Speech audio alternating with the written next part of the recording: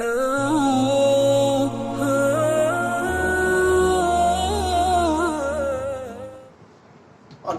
لله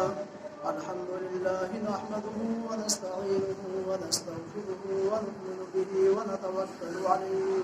ونعوذ بالله من شرور أنفسنا ومن سيئات أعمالنا من يهده الله فلا مضل له ومن يضلل فلا هادي له ونشهد أن لا إله إلا الله وحده لا شريك له ونشهد أن محمدا عبده ورسوله أما بعد فأعوذ بالله من الشيطان الرجيم بسم الله الرحمن الرحيم شهر رمضان الذي أنزل فيه القرآن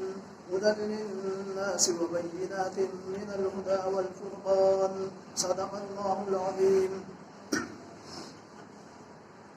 معزز دوستوں اور بزرگوں، رمضان المبارک کا مہینہ شروع ہونے والا ہے اور یہ مہینہ عظمتوں والا ہے، یہ مہینہ برکتوں والا ہے. اس مہینے کی عظمت اور برکت کا اندازہ اس بات سے لگایا جا سکتا ہے کہ اگر کوئی شخص غیر رمضان کے اندر نفل کو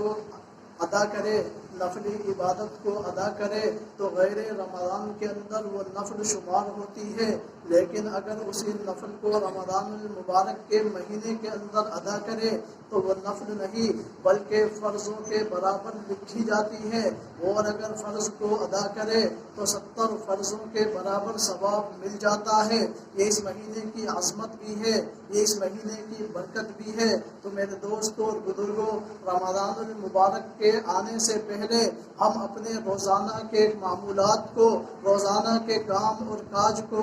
آگے اور پیچھے کر کے اس کو سیٹ کر لیں، اس کو، تاکہ رمضان المبارک کے مہینے کے اندر ہمیں عبادت زیادہ سے زیادہ کرنے کے اندر مدد اور نصرت ملے. روزانہ کے معمول کے مطابق ہم اس کو آگے پیچھے کر لیں گے تو ہمیں زیادہ سے زیادہ وقت عبادت کے لیے مل جائے گا. جیسے ہی انسان فارغ ہو فوراً کوئی نہ کوئی ذکر شروع کر دے، چاہے تسبیحات کو ادا کرے، ذکر و اذکار کو ادا کرے یا قرآن کریم کی تلاوت کرے، لیکن کوئی لمحہ، کوئی ساعت، کوئی سیکنڈ، کوئی وقت ایسا نہیں گزرنا چاہیے جو عبادات سے خالی ہو، تاکہ ہمیں کیا ہے، اس کے اندر فرضوں کے برابر ثواب مل سکے. یہ اس مہینے کی عظیم برکت ہے، اس مہینے کی برکت ہے. اور یہ مہینہ اللہ رب العزت والجلال کی طرف سے ہمارے اوپر احسان کے طور کے اوپر دوبارہ اللہ نے مرحمت فرمایا ہے، تاکہ ہم اس کی کیا برکات سے، اس کی عظمتوں سے مکمل طریقے سے فائدہ اٹھائیں. لیکن جو شخص بھی اس مہینے کے اندر اس کی برکتوں سے، اس کی عظمتوں سے اگر وہ فائدہ نہیں اٹھاتا ہے، اپنے آپ کو جہنم سے خلاصی نہیں دلاتا ہے، جہنم سے آزاد نہیں کراتا ہے، تو وہ شخص شقی اور محروم اور بدبخت ہے. لیکن میرے دوستوں اور بزرگوں، ہمیں چاہیے ہم تمام عبادات کو انجام کریں. یہ مہینہ ہمارے اوپر دشوار ہوگا، اس کی وجہ یہ ہے کہ ہم دن کے اندر روزے کو رکھیں گے اور رات کے اندر مزید 20 تراویح کو ادا کریں گے، تو یہ نفس کے اوپر اور کیا ہے، ذہن و دماغ کے اوپر ایک شاک تو گزرے گا، بوجھ تو محسوس ہوگا. لیکن رب ذوالجلال کا منشا کیا ہے، شریعت کا مقصد کیا ہے، اللہ رب العزت والجلال ہم سے کیا چاہتا ہے؟ اللہ یہ چاہتا ہے کہ بندہ بھوک اور پیاس کو برداشت کرے، صبح سے لے کے شام تک اس کو بھوک لگے اور اس کو برداشت کرے، اور پھر مزید کیا ہے 20 تراویح کو ادا کرے. یہ اس کے لیے دشوار تو ہے، یہ اس کے لیے شاق بھرا تو ہے، لیکن اللہ رب العزت والجلال کے یہاں اس کا ثواب کتنا ہے، اس کا اجر کتنا ہے، اس کا اندازہ میں اور آپ نہیں لگا سکتے ہیں. یہ اللہ رب العزت والجلال کی طرف سے احسان ہے. تو میرے دوستوں اور بزرگوں، یہ مہینہ کون سا ہے؟ یہ مہینہ وہ مہینہ ہے جس مہینے کے اندر مومن کے رزق کو بڑھا دیا جاتا ہے، مومن کے رزق کے اندر اضافہ کر دیا جاتا ہے، اس کے رزق کے اندر برکت ڈال دی جاتی ہے. وَشَهْرٌ يُزَادُ فِي رِزْقِ الْمُؤْمِنِ فِيهِ حدیث مبارک کے الفاظ ہیں کہ مومن کے رزق کو اس مہینے کے اندر بڑھا دیا جاتا ہے۔ اور پھر مزید اللہ کا احسان کو دیکھیے میرے دوستوں اور بزرگوں، حدیث مبارکہ کے الفاظ موجود ہیں، من فطر فیہ صائما کان لہ مثل اجرہ من غیر ان ینقص اجرہ شیء کان لہ مغفرۃ لذنوبہ وعتقہ من النار۔ یہ اس بندے کے لیے ہے جو شخص کسی مومن روزے دار کو افطار کرائے تو اس کے لیے اتنا ہی اجر ملتا ہے جتنا اس روزے دار کے لیے اجر لکھا جاتا ہے، لیکن اس اجر کی وجہ سے اس روزے دار کو افطار کرانے کے اندر کیا ہے، اس کے رزق کا، اس کے اجر اور ثواب کے اندر ذرہ برابر کہیں نہ کمی نہیں ہوتی ہے، اس کو بھی مکمل اجر ملتا ہے اور ثواب ملتا ہے، اور جس نے افطار کرایا ہے اس کو بھی اجر اور ثواب ملتا ہے۔ لیس کلنا یجدنا یفطر صائما، حضرات صحابہ نے کہا یا رسول اللہ، ہم میں سے ہر شخص اتنی حیثیت نہیں رکھتا ہے، اتنی قوت نہیں رکھتا ہے، اتنی طاقت اور استطاعت اس کے اندر نہیں ہے کہ کسی روزے دار کو افطار کرائے۔ تو نبی کریم علیہ الصلوۃ والسلام نے کیا ارشاد فرمایا، یعطی اللہ ھذا الثواب، اللہ رب العزت والجلال اس روزے دار کے افطار کرانے کا ثواب جو عطا فرماتا ہے وہ اس کو عطا فرماتا ہے، من کانا یفطر صائما، جو شخص روزے دار کو افطار کرائے وہ کس طریقے سے، شق تمرۃ، ایک کھجور کے ٹکڑے کے ذریعے سے بھی کیا ہے کسی روزے دار کو افطار کرا دے گا، اللہ رب العزت والجلال اس کو مکمل روزے کا ثواب عطا فرما دے گا۔ یہ اللہ کی طرف سے کتنا بڑا احسان ہے، پیٹ بھر کے افطار کرانا نہیں ہے، صرف ایک کھجور کے ذریعے سے، یا ایک کھجور بھی نہ ہو، کھجور کے آدھے ٹکڑے کے ذریعے سے بھی اگر کسی شخص کو روزے کا افطار کرا دے گا، اللہ رب العزت والجلال اس کو روزے کا ثواب عطا فرما دے گا۔ یہ اللہ کی طرف سے کتنا بڑا احسان میرے اور آپ کے لیے ہے۔ اور پھر مزید نبی کریم نے فرمایا اور شربت مائن، یا بغیر شربت کے ایک گھونٹ کے ذریعے سے کیا ہے کسی روزے دار کو افطار کرائے اللہ رب العزت والجلال تب بھی اس کو ثواب عطا فرما دے گا۔ اور مسکت لبن، یا لسی کے ایک گھونٹ کے ذریعے سے بھی کیا ہے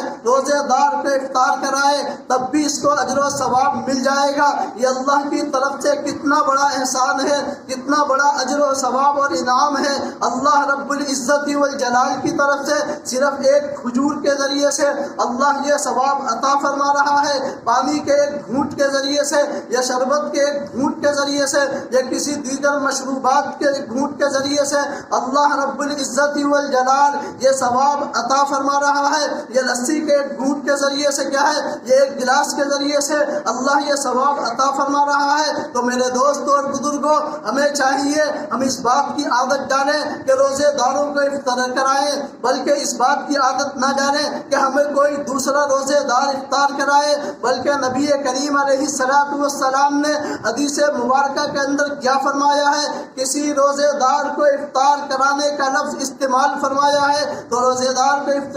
افطار کرانا، روزے دار کو روزے کا افطار کرانا یہ بہت بڑا اجر اور ثواب کا درجہ رکھتا ہے۔ تو ہمیں چاہیے ہم اس کا کیا ہے معمول بنائیں، اس کے اندر بہت زیادہ ثواب ہے۔ اور پھر مزید نبی کریم علیہ الصلوۃ والسلام نے ارشاد فرمایا ہے، من خفف عن مملوکہ غفر اللہ لہ واعتقہ من النار، جو شخص اس رمضان المبارک کے مہینے کے اندر اگر اپنے ماتحتوں کے اندر کیا ہے اس کے کام کاج کے اندر تھوڑا برابر ذرہ برابر بھی ہے تخفیف کر دے گا، ان سے کام کم لے گا، اللہ رب العزت والجلال ان کے گناہوں کو معاف فرما دے گا، جہنم سے خلاصی عطا فرما دے گا۔ یہ کتنا بڑا احسان ہے رب ذوالجلال کی طرف سے۔ تو میرے دوستوں اور بزرگوں، ہمیں چاہیے ہم اس بات کی عادت ڈالیں، جو ہمارے ماتحت کام کرنے والے ہیں اگر ان میں سے کوئی روزہ رکھتا ہے تو ان کو کام کاج کے اندر تخفیف دی جائے، ان کے کام کاج کے اندر نرمی دے دی جائے،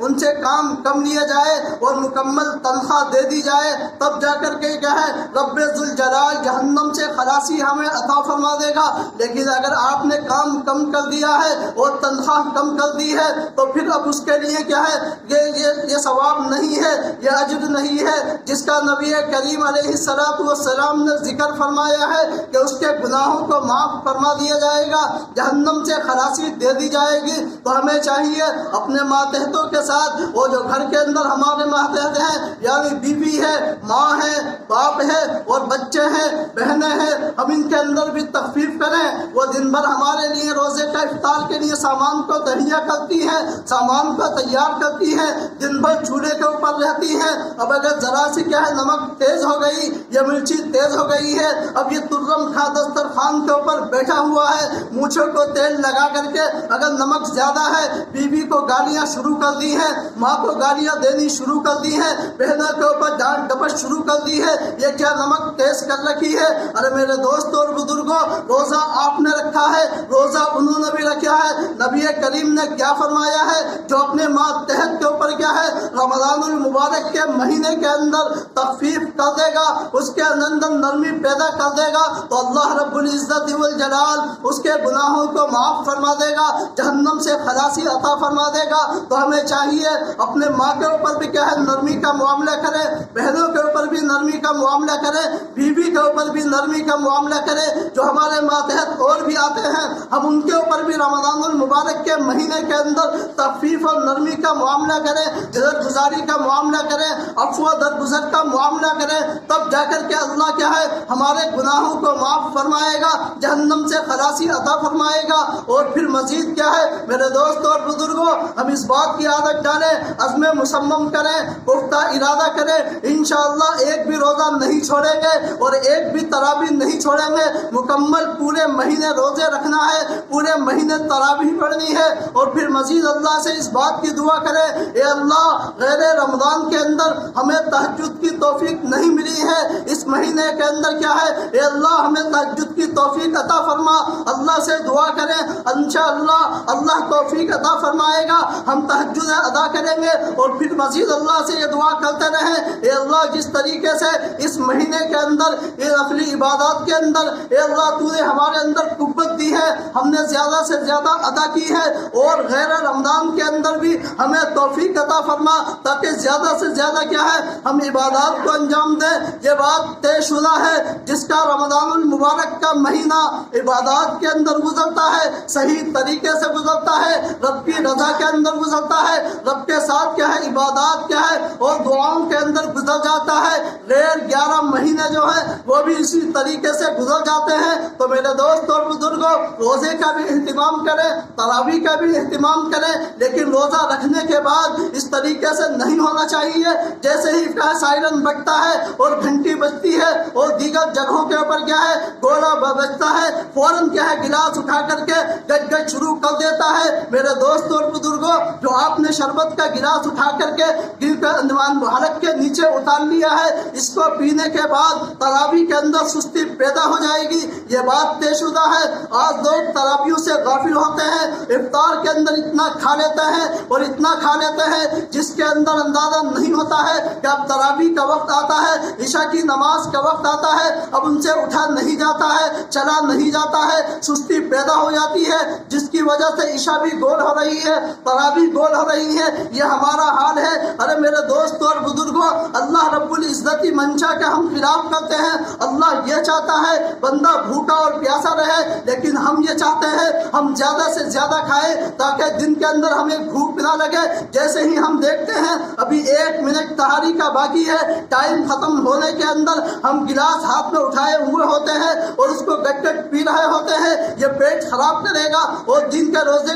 के मामूल को क्या है और रूटीन के अंदर क्या है ये के अंदर तबद्दुल पैदा करेगा और तगज्जुर पैदा करेगा। इससे हमारी इबादतें खराब होंगी, इससे रोजे भी खराब होगा। अल्लाह रब्बुल इज्जत वल जलाल ये चाहता है बंदा भूखा रहे, बंदा प्यासा रहे, लेकिन हम कहते हैं हमें ज्यादा खाना है, हमें ज्यादा पीना है, मशरूबात को पीना है, दीगर चीजों को पीना है। ना ना मेरे दोस्त और बुजुर्गों, हम क्या है हमारे अंदर पानी को اسٹاک کرنے کی ٹنکی نہیں ہے جس کے ذریعے سے پورے دن کیا ہے ہم اس کو استعمال کرتے رہیں. یہ اونٹ کا کام ہے. اونٹ کی صفت یہ ہے وہ کئی کئی دن کا پانی اپنے پیٹ کے اندر کیا ہے جمع کر لیتا ہے. جیسے ضرورت ہوتی ہے اس کو نکالتا رہتا ہے, اپنی پیاس کو بجھاتا رہتا ہے. اگر میں اس بات کو کہوں کہ ہم زیادہ پانی کا استعمال کر رہے ہیں, جتنا آپ کو معمول کے مطابق پانی پینا ہے اتنا پانی کو استعمال کریے. اس سے روزہ بھی اچھا گزرے گا, عبادت بھی اچھی گزرے گی, اور تراویح کے اندر بھی کیا ہے